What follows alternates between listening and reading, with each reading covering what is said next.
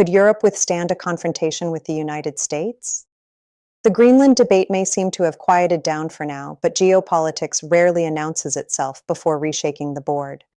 So let me walk through a scenario that, while hypothetical, lays bare some uncomfortable realities about contemporary military power.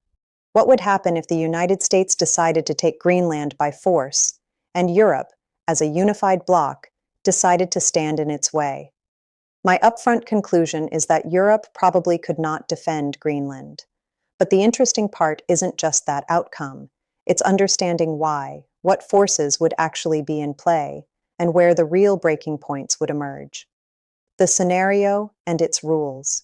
To give Europe every possible advantage, we set specific conditions: no nuclear weapons, no external support. Russia, Turkey, Ukraine, and Canada are all out. And Greenland's population actively supports the European side. Unified Europe here includes the United Kingdom, Norway, Iceland, and the entire EU. On paper, such a bloc would be formidable. Roughly 50% more population than the United States, and a GDP slightly larger in purchasing power parity terms, based on 2024 IMF data. And yet, and this is something I find particularly revealing, that paper superiority simply does not translate into real combat capability. The gap between economic weight and projectable military power is one of the most consistently underestimated phenomena in European security debates.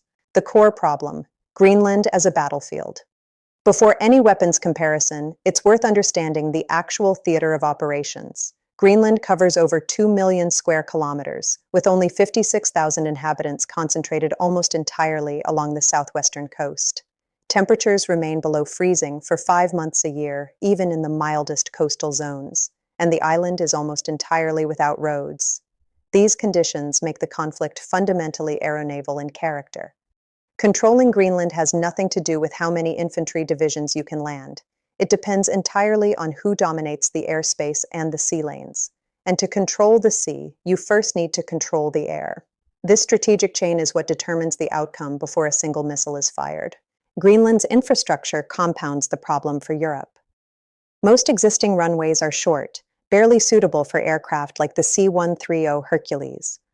Only 5 towns on the western coast, including the capital Nuuk, have meaningfully developed cargo ship terminals. Nuuk itself sits roughly 3,000 kilometers from the British Isles, a distance comparable to what separates it from the northeastern United States. The critical difference: the U.S. Strategic Airlift Fleet carries 4 to 5 times the total useful tonnage of Europe's equivalent, according to IISS Military Balance 2025 figures. Air power, the most decisive gap. If there is one domain where the disparity is unambiguous, it is air power. Counting all branches, Air Force, Navy, and Marines, the United States operates nearly twice as many aircraft as Europe, and those aircraft are on average more modern and more capable. The percentage of 5th-generation stealth aircraft in the U.S. fleet sits around 26%, compared to just 8% across Europe, based on Military Balance 2025 estimates. What strikes me as particularly significant here is the structural trap Europe has built for itself. Every single 5th-generation aircraft in European service is an American-made F-35. In a conflict against the United States, spare parts would dry up, digital threat library updates would become impossible, and new weapons integration would be entirely out of reach. European F-16S and F-18S would face similar maintenance degradation over time. In a very real sense, Europe has partially constructed its deterrence on platforms that are logistically dependent on its hypothetical adversary. On top of this sits a brutal tanker asymmetry. The U.S. aerial refueling fleet outnumbers Europe's by approximately 10 to 1. What this means in practice is that over Greenland's airspace, the numerical fighter advantage would run somewhere around 7 or 8 American aircraft for every European one. With B-2 Spirit bombers capable of operating from continental bases at ranges exceeding 5,000 kilometers without refueling, the U.S. can project destructive power across the entire island without needing a single forward base in the region. Naval power. Nuances that don't change the outcome. The naval balance is somewhat more textured, though the final result remains equally unfavorable for Europe. In aircraft carriers, U.S. superiority is overwhelming, and Europe lacks sufficient aircraft to operate its existing carriers at full capacity anyway.